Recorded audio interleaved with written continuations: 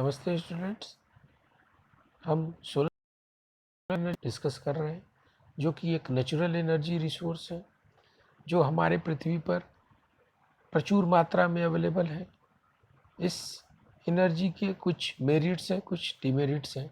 Merit ये है कि यह हमें प्रचुर मात्रा में फ्री कॉस्ट में अवेलेबल है। डिमेरिट क्या है, नुकसान क्या है कि यह सिर्फ डे लाइट में, दिन के उजाले में सबसे ज़्यादा उपयोगी हो पाता है। रात के अंधेरे में यह बहुत ही कम उपयोगी है। तो दिन के उजाले में ही सही, हम इससे ज़्यादा किस तरह से उपयोग कर सकते हैं, तो इसके एप्लीकेशन के बारे में हम अभी तक डिस्कस करते आए हैं। तो अभी जो हम एप्लीकेशन डिस्कस करने जा रहे हैं वह सोलर कुकर के बारे में है। आप इस फिगर को देख सकते हैं, ये सोलर कुकर के बारे में आज हम डिस्कस करेंगे और किस तरह से सोलर कुकर से हम खाने को बना सकते हैं और दूसरे ईंधन को बिना उपयोग किए हम किस तरह से अपने डेली लाइफ के खाने को बेहतर बना सकते हैं और उपयोग कर सकते हैं। तो चलिए हम लोग डिस्कस करते हैं इसके बारे में। Solar cooker by solar energy. तो जैसा कि हमने बात किया कि सोलर एनर्जी जो है बहुत ही ज़्यादा उपयोगी एनर्जी रिसोर्स है और इसको हम लोग अभी तक यूज़ करते आए हैं। तरह तरह के एप्लीकेशन में हमने पहले भी डिस्कस किया था। इसको पानी को साफ़ करने के, छानने के क्रम में, सॉल्टी वाटर को छानने के क्रम में उपयोग कर सकते हैं। किसी भी वस्तु को, खाने की वस्तु को या फिर किसी फसल को सुखाने के क्रम में कार्य कर सकते हैं। उसी के साथ अब हम बात करने जा रहे हैं कि इसको हम किस तरह से खाना बनाने के क्रम में, जो कि हमारे लाइफ को जीने के लिए बहुत ही ज़्यादा उपयोगी संसाधन है। खाना अगर नहीं होगा तो हमारा जीवन सही तरीके से आगे नहीं बढ़ पाएगा। तो हम आदिकाल से बहुत सारे ऐसे एनर्जी रिसोर्स को यूज़ करते आए हैं जो हमें इस तरह के खाने को पका के खिलाने के क्रम में बहुत ही सहयोगी आए हैं। लेकिन उन ऊर्जा स्रोतों से बहुत सारी दिक्कतें हमारे अपने शरीर से को झेलनी पड़ती थी। जैसे कि अगर हम जीवाश्म ईंधन की बात करें तो उससे धुआं बहुत ज़्यादा निकलता था। लकड़ियों से अगर हम खाना बनाते थे तो उससे धुआं बहुत ज़्यादा निकलता था। कोयले से हम खाना बनाते हैं तो उससे धुआं बहुत ज़्यादा निकलता है। धुआं ऐसी धुआं निकलता है जो जिनके अंदर बहुत ही हानिकारक रसायन मिलते हैं जो हमारे फेफड़ों में जाके उनको नुकसान पहुंचाते हैं। तो इस तरह के प्रॉब्लम्स को शॉर्ट आउट करने के लिए हमने सोलर एनर्जी को यूज़ करके खाना बनाने के लिए उपकरण का इजाद किया। तो आइए हम लोग सोलर कुकिंग के बारे में समझते हैं, क्यों यह ज़रूरी है, क्या इसकी उपयोगिताएं हैं, कितने तरह के इसके पार्ट्स हैं, एडवांटेजेस क्या हैं और भी बहुत कुछ।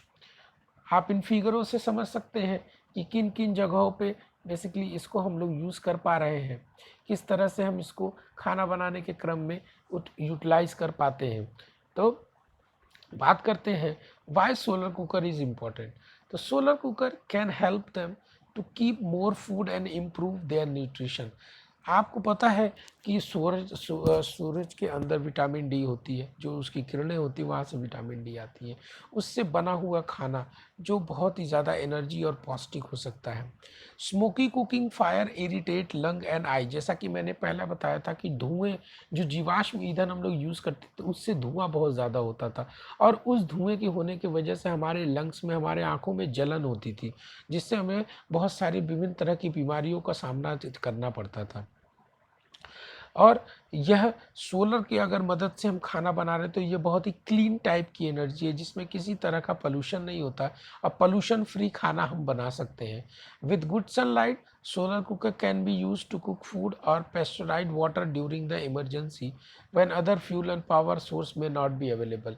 उन जगहों पे जहाँ पे दूसरे पावर सोर्स, दूसरे एनर्जी रिसोर्स ईजिली अवेलेबल नहीं है, उन जगहों पे हम सोलर एनर्जी की मदद से खाना को बना सकते हैं और बेहतर उस पौष्टिक आहार को हम अपने जीवन में, अपने शरीर को बेहतर बनाने में, पौष्टिक बनाने के क्रम में कार्य कर सकते हैं। तो सोलर कुकर काम कैसे करता है? Solar cooking is done by means of the sun's UV rays. जो अल्ट्रावायलेट रेज होती हैं सन से निकली हुई, वो उनको हम लोग उपयोग करके एक जगह कॉन्सेंट्रेट करके उसको हम लोग खाना बनाने के क्रम में काम कर सकते हैं। आप इन फिगरों से देख सकते हैं, ये तरह तरह के शील्ड बने हुए हैं। ये आपको ये पैराबोलिक शील्ड दिया हुआ है।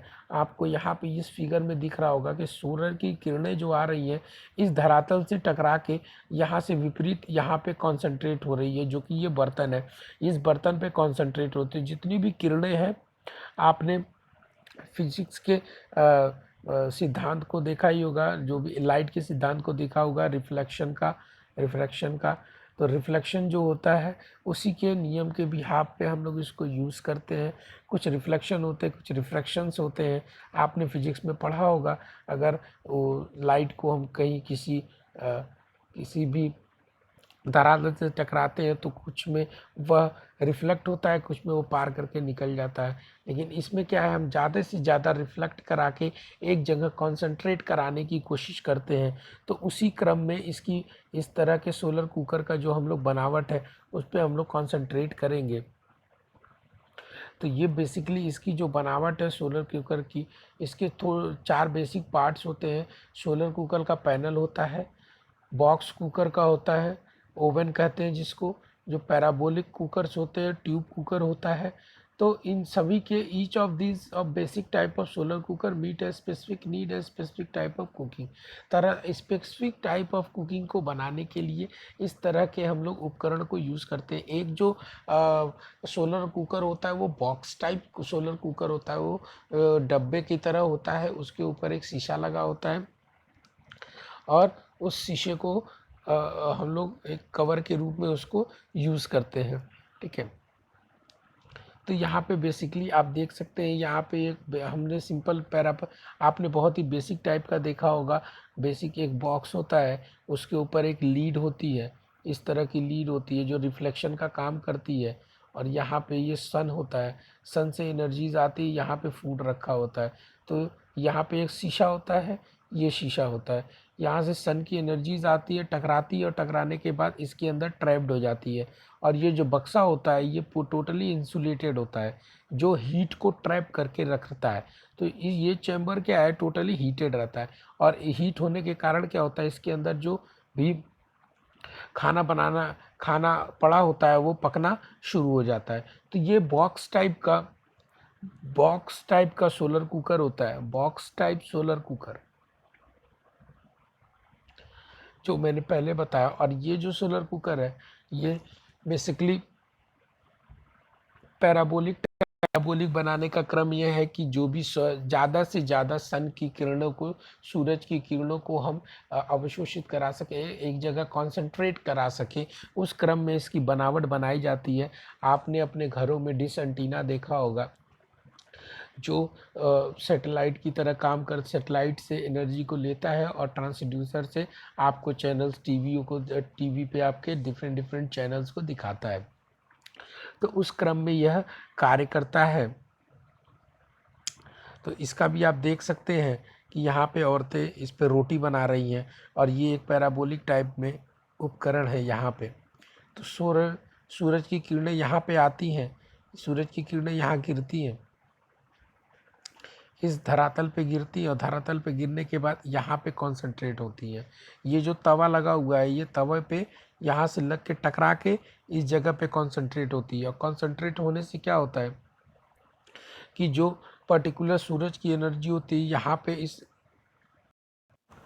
आप इस फिगर को देख सकते हैं। यहाँ पे इस तवे पे कंसंट्रेटेड है, यहाँ पे एक पॉट है, एक कुकर खाना बनाने का पॉट है, बर्तन है, जो कि इस पैराबोलिक के साथ कनेक्टेड है। आप इस फिगर को, ये पहला फिगर है और इसी का कार्य करते हुए फिगर दिखाया गया है कि सूरज की किरणें किस तरह से इस पैराबोलिक रिफ्लेक्टर के ऊपर गिरती है और इस पॉट के ऊपर जाके कंसंट्रेट होती है। तो जब सूरज की किरणें इस पॉट के ऊपर कंसंट्रेट करेंगी तो होगा क्या कि जो भी हीट एनर्जी होगी सूरज की, वह इस पॉट को करेगी गर्म। और ये गर्म होने के क्रम में क्या होगा, इसके अंदर जो भी खाना रहेगा वह उसको गर्म करना, पकाना शुरू कर देगा। और उस सूरज की एनर्जी की वजह से वो खाना बहुत ही पौष्टिक, धुआं रहित और बेहतर बन के रेडी हो जाएगा। तो इस तरह से हम सूरज की एनर्जी को रोक के, ट्रैप करके, बांध के उसको हम लोग खाना बना सकते हैं और स्वादिष्ट खाने का आनंद ले सकते हैं। Thank you.